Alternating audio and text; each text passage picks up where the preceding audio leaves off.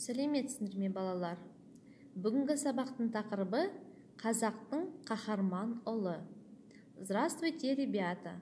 Тема сегодняшнего урока – сын казахского героя. Оқы, қайтала. Читай, повторяй. Бауыржан Момышұлының ескерткіші Астана қаласында. Памятник Бауыржана Момышұлы. Бауыржан Момышұлының отбасы. Семья Бауыржана Момышұлы. Бауыржан Момышұлының мұражайы. Музей Бауыржана Момышұлы. Жазылым. Письменная работа. Екінші тапсырма. Суреттің орнына қажетті сөздерді қойып, Бауыржан Момышұлының нақыл сөздерін жаз. Записываем в тетрадку. Второе задание. Вместо картинок нужно поставить нужные слова.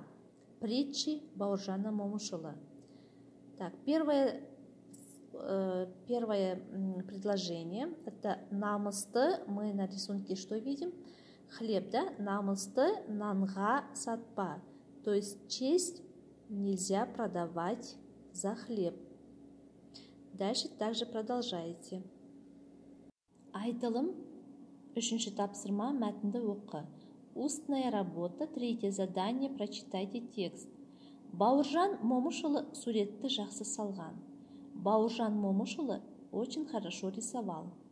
Өзі салған автопортретінің бірнеше нұсқасы бар.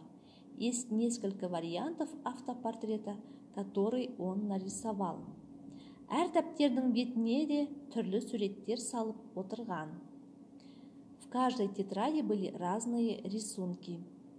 Бауыржан ата оюды да ойған. Он мог рисовать и орнаменты. Әр оюдың артында қашан ойылғаны туралы мәлімет бар. Есть сведения о том, когда за каждым орнаментом была вырезана резьба. Бауыржан атаның оюларын келіні Зейнеп Ахметова жинаған. Его орнаменты собирала его сноха Зейнеп Ахметова. Жазылым. Төртінші тапсырма. Сөздерден сөйлем құрап жаз. Письменная работа. Четвертое задание. Из предложенных предложений нужно составить правильное предложение. То есть вот в первом предложении у нас даны слова в разброс. Нужно их составить правильно. Батыр ұлдарының қазақтың Бауыржан Момышұлы бірі. Мы должны составить из этих слов правильное предложение. То есть қазақтың батыр ұлдарының бірі Бауыржан Момышұлы. Вот так вот правильно будет. Точно так же продолжаете дальше. Үйге тапсырма, домашнее задание. Алтыншы тапсырма.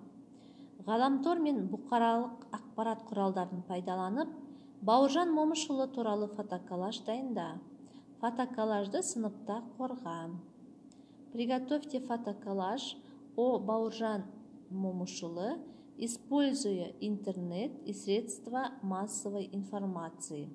Потом защитите фотоколлаж в классе. Есте сақта, запомни. Бауыржан Момышұлы суретті жақсы салған. Бауыржан Момышұлы очень хорошо рисовал. Бауыржан атаның оюда көп. У дедушки Бауыржан очень много орнаментов. Осымен сабақ аяқталды. Балалар, сау болыңдар.